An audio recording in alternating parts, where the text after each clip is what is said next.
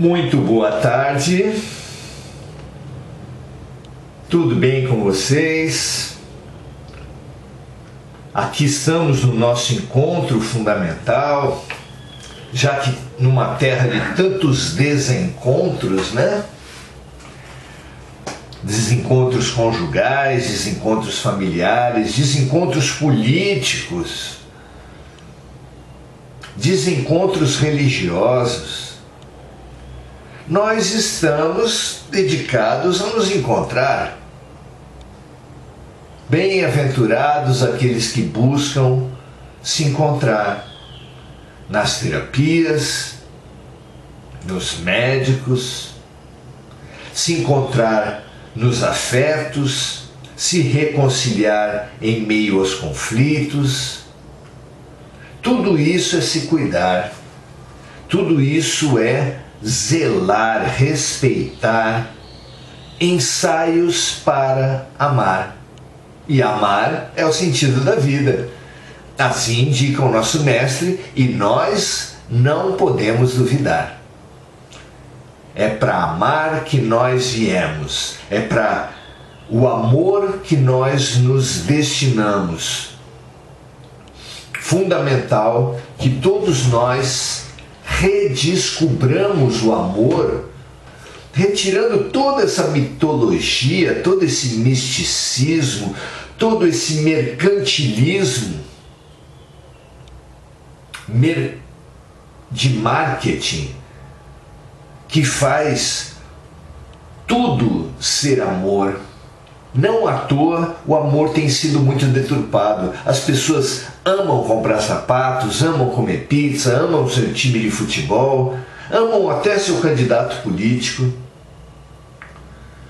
E nós precisamos redirecionar, purificar, recentralizar o amor. Quando Moisés, 2000 anos antes de Cristo, trouxe a mensagem do alto, não useis o santo nome de Deus em vão, era disso que ele falava. O santo nome de Deus não é Alá, Júpiter, Deus, Javé. O santo nome de Deus é amor. E esse nome, amor, precisa ser reposicionado no centro das nossas vidas. É de amor o vazio e a solidão que esmaga a criatura. É de amor que padecem as crianças, os adolescentes rebeldes, os criminosos, os delinquentes de todo tipo. Todos nós, os viciados, queremos preencher nosso vazio. Mas nem bebida, nem drogas, nem cigarro, nem comida, nem chocolate, nem sexo apenas físico, nada disso preenche o nosso vazio. O nosso vazio é tão grande que só é preenchível pelo amor infinito, pelo amor puro, pelo amor que cobre a multidão dos pecados, pelo amor que é o sentido da vida. É por amor que nós estamos aqui hoje. Parabéns por ter reservado na sua semana, no seu dia, no seu coração, um espaçozinho para o essencial. Damos tanto tempo para bobagem, aqui estamos para o essencial. Muito boa noite, Cássia, Andréia, Lúcia, Isabel, Rosana, Alex, Regina, Mônica, todos muito bem-vindos. Hoje vamos falar, depois de ter feito a nosso vínculo, nossa posição central pelo amor, vamos falar do não amor, daqueles de nós que adoeceram fisicamente ou espiritualmente, e toda dor é falta de amor. Nós precisamos entender essas duas forças agindo nas nossas vidas. São duas forças tremendas, dois caminhos entre os quais nós precisamos nos posicionar e buscar a terapêutica mais consciente, mais adequada para esse momento.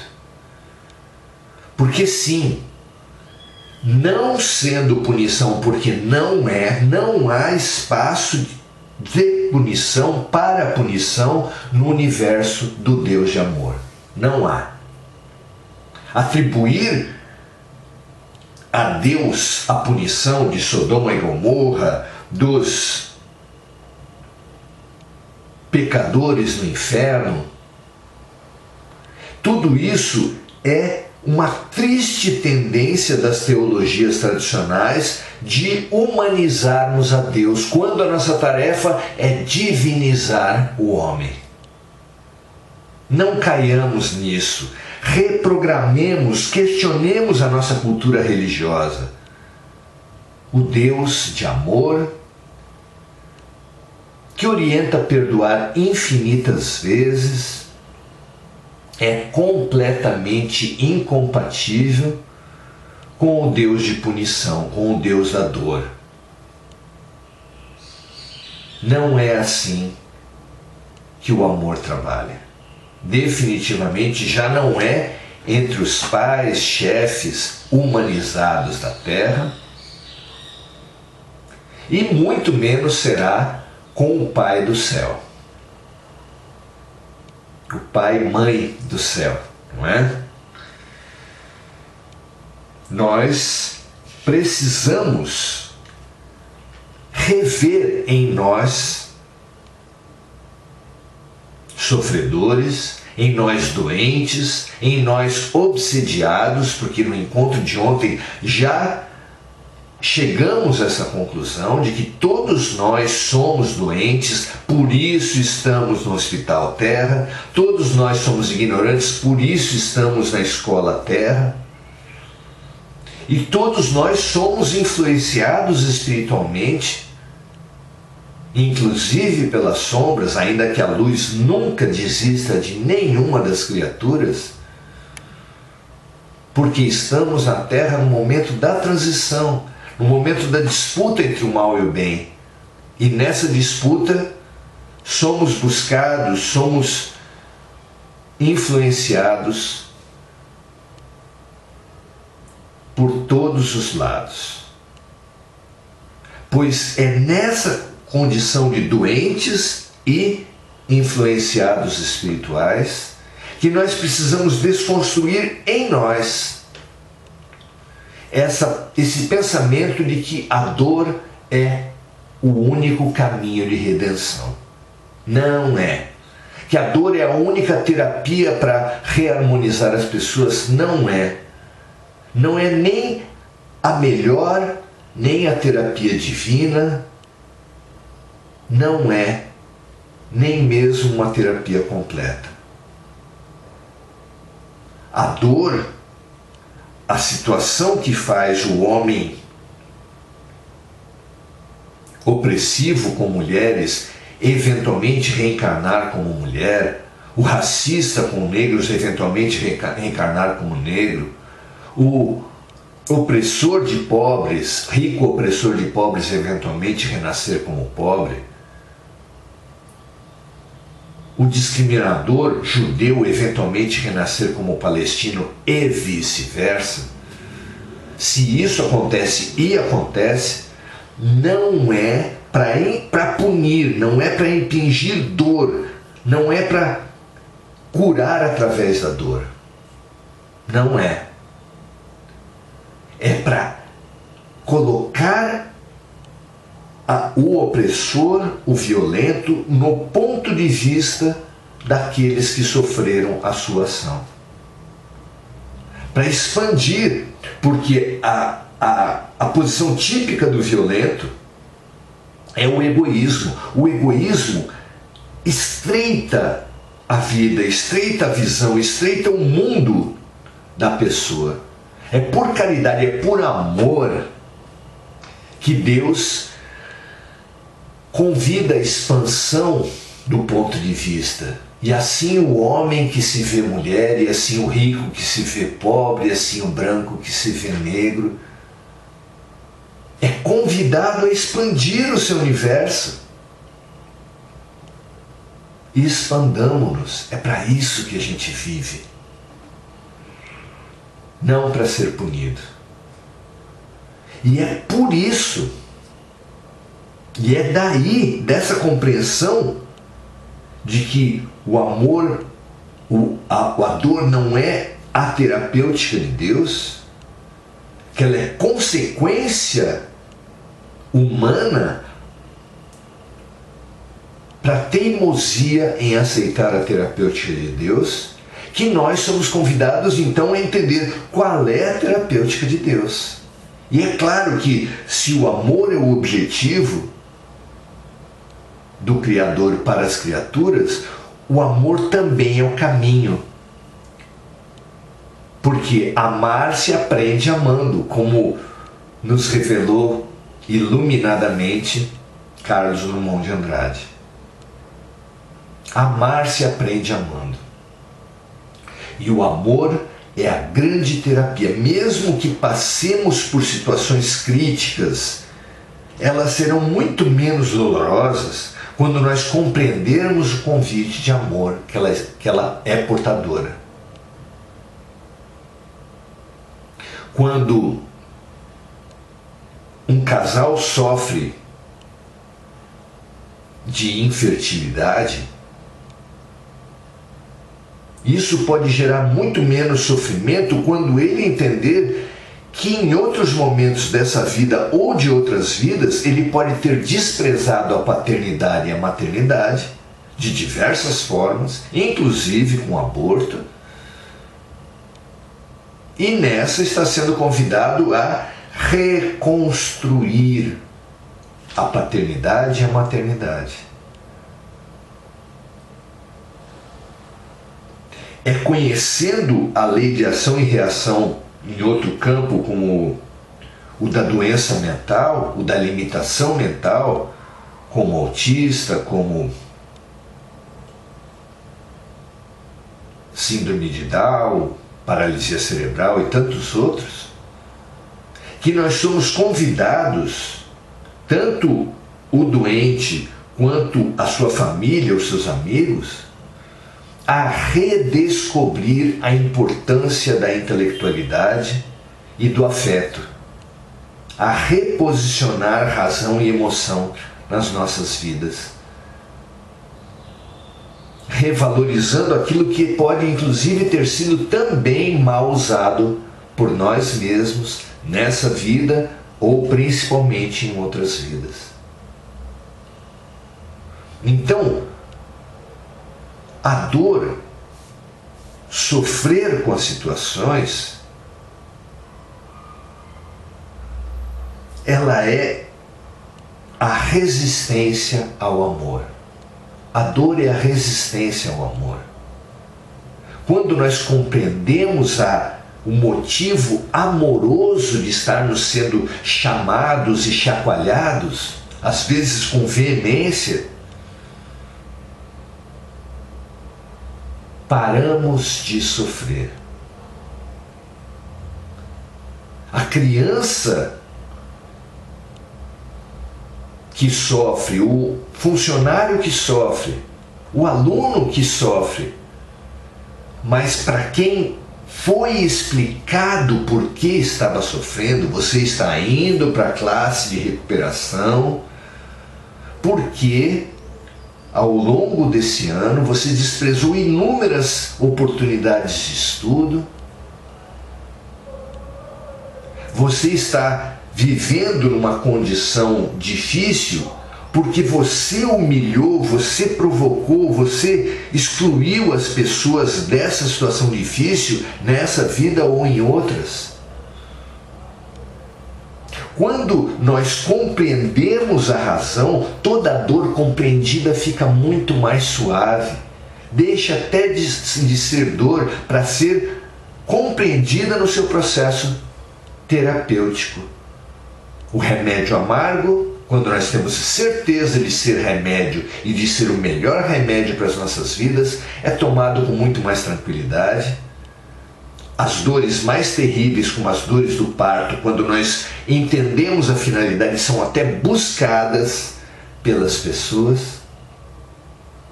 A dor das cirurgias, se sentem aliviadas por estar sendo cortadas,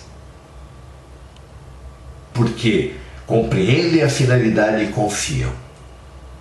Sejamos nós aqueles que trabalharão as nossas dores e as nossas influências espirituais com mais leveza e mais suavidade, porque compreendemos a sua finalidade e confiam. Deus não traria nenhum obsessor para nenhuma pessoa se esse obsessor não cumprisse um papel fundamental, o papel de espelho, o papel de nos alertar para lacunas e incompletudes fundamentais das nossas vidas. Deus não traria, não permitiria que uma doença se instalasse em nenhuma pessoa do universo, nenhum animal, nenhuma planta, se a vivência dessa dor não fizesse todo sentido para convidar a expansão da fraternidade, da compaixão, a superação e sublimação do orgulho. Que nós quebremos a doença pela raiz, quebremos a obsessão pela raiz e façamos agora o nosso tratamento, o nosso diagnóstico e tratamento, como está lá no item 77 do capítulo 28 do Evangelho segundo o Espiritismo. Capítulo 28, coletânea de preces espíritas, e o item 77, prece pelos doentes e obsidiados. No diagnóstico, onde Kardec vem nos estimular a buscar alívio, a buscar a suavização, a buscar a boa vivência das dores, nós lemos assim: se Deus não tivesse querido que os sofrimentos corporais fossem dissipados ou abrandados em certos casos, não teria colocado os meios curativos à nossa disposição. Sua previdente solicitude a esse respeito, de acordo nisso com o instinto de conservação, indica que é nosso dever procurá-los e aplicá-los, esses meios de cura e de alívio oferecidos pela humanidade e pela ciência. Ao lado da medicação ordinária elaborada pela ciência, o magnetismo nos fez conhecer o poder da ação fluídica nos processos de cura. Toda pessoa que já observou a ação de uma mãe frente a uma criança sabe que aquela famosa água com açúcar que suaviza todas as dores, só suaviza porque é dada com amor. Não é assim? Então, ao lado da medicação ordinária elaborada pela ciência, o magnetismo nos fez conhecer o poder da ação fluídica, e depois o Espiritismo veio nos revelar uma outra força na mediunidade curadora e a influência da prece.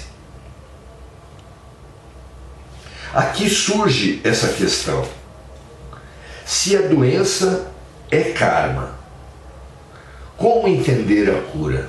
Se a doença é karma, como entender a importância da oração?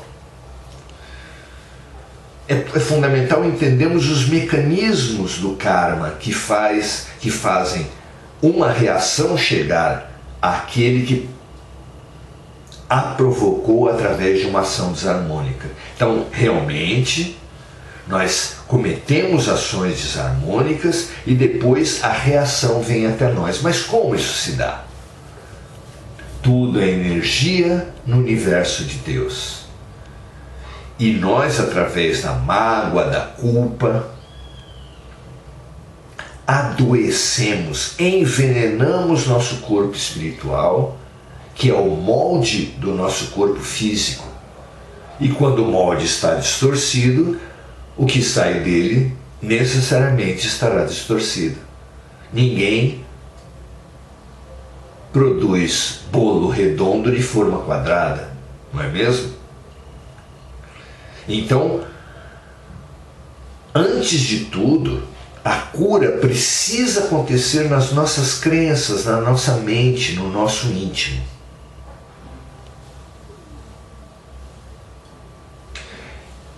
A cura, antes de tudo, é energética. Por isso Jesus curava.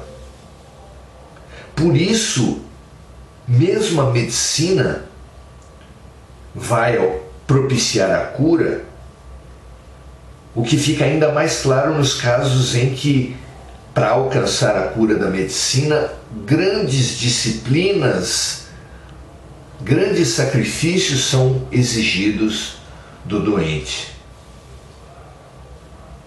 A medicina faz a sua parte, Jesus faz a sua parte, mas ele mesmo dizia: a tua fé te salvou.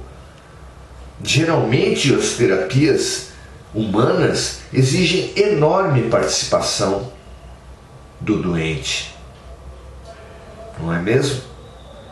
Então, quando a ação terapêutica está inoculada na alma e na mente do doente, ocorre em sentido inverso a mesma ação que levou à doença. Se a mágoa, a culpa, o ódio, a vingança adoeceram o perispírito e geraram a doença no corpo físico, o perdão, o arrependimento, a reconciliação, a gratidão vão também moldar o nosso corpo espiritual e transmitir essa nova condição de saúde profunda ao nosso corpo físico. Por isso, a prece serve de uma ação reharmonizadora, não do corpo diretamente, mas do corpo através do corpo espiritual. A ação amorosa de nossas mães, nossos pais, nossos anjos de guarda, os espíritos socorristas e, acima de todos, de Jesus, atua nesse mesmo sentido. Reharmoniza nossos corpos espirituais e dali a doença, a saúde vem atuar sobre nossos corpos físicos. Que assim seja o quanto antes. Partamos então para a prece, que vai fazer esse processo terapêutico para todos nós, na medida, da forma, no ritmo que cada um estiver disponível, precisando, merecendo. Tá certo? Prece do item 79 do capítulo 28 do Evangelho segundo o Espiritismo. Meu Deus, vossos desígnios são impenetráveis, e em vossa sabedoria acreditastes devesse afligir a mim ou a uma outra pessoa que eu esteja pensando pela doença. Lançai, eu vos suplico, um olhar de compaixão sobre os meus sofrimentos ou sobre os sofrimentos dessa pessoa, e dignai-vos, se for possível, a pôr-lhes um fim. Bons espíritos, ministros do Todo-Poderoso, secundai, eu vos peço, meu desejo de aliviar o meu sofrimento ou o sofrimento desse querido. Dirigi meu pensamento a fim de que ele vá derramar um bálsamo salutar, um bálsamo luminoso sobre as minhas feridas, meus órgãos adoentados ou as fontes de dor da pessoa que nós amamos. Sobre o seu corpo e, como consolação, a sua alma, a minha alma. Inspirai-lhe a paciência e a submissão à vontade de Deus. Atitudes imprescindíveis a uma cura duradoura. Paciência e submissão. Dai-me e dai-lhe a todos os doentes a força de suportar as suas dores com resignação cristã, a fim de que não perca o fruto de suas provas. Paciência e resignação. Não é à toa que nos hospitais somos chamados de pacientes. Resignação é exatamente o que a fé raciocinada oferece a todos nós. Ressignificar os padecimentos, as dores, as doenças, as influências espirituais. E ver nelas, nas doenças, convites à cura. E ver nas obsessões espelhos de doentes tão doentes quanto nós mesmos e que nos propiciam na obsessão a reflexão sobre os nossos próprios padrões equivocados, as nossas crenças destrutivas. Vejamos na crise e na dor a oportunidade, o remédio e a lição que eles encerram. Reprogramemo-nos e assim o alívio dado aos efeitos será complementado a uma atuação direta sobre as causas. Curemo-nos em nossas mentes, em nossos espíritos, propiciemos aos nossos amores essa mesma cura mais profunda, fazendo o Evangelho no lar, fazendo oração por eles e colaboremos com a cura geral, porque sempre lembramos com Francisco que é dando que recebemos, é perdoando ao outro que seremos perdoados e ajudando na transformação do outro que receberemos a nossa própria ajuda na nossa própria transformação. Que assim seja, meus amigos, muito grato. Saúde plena para vocês, saúde plena para mim, saúde plena para a humanidade. Que assim seja, graças a Deus.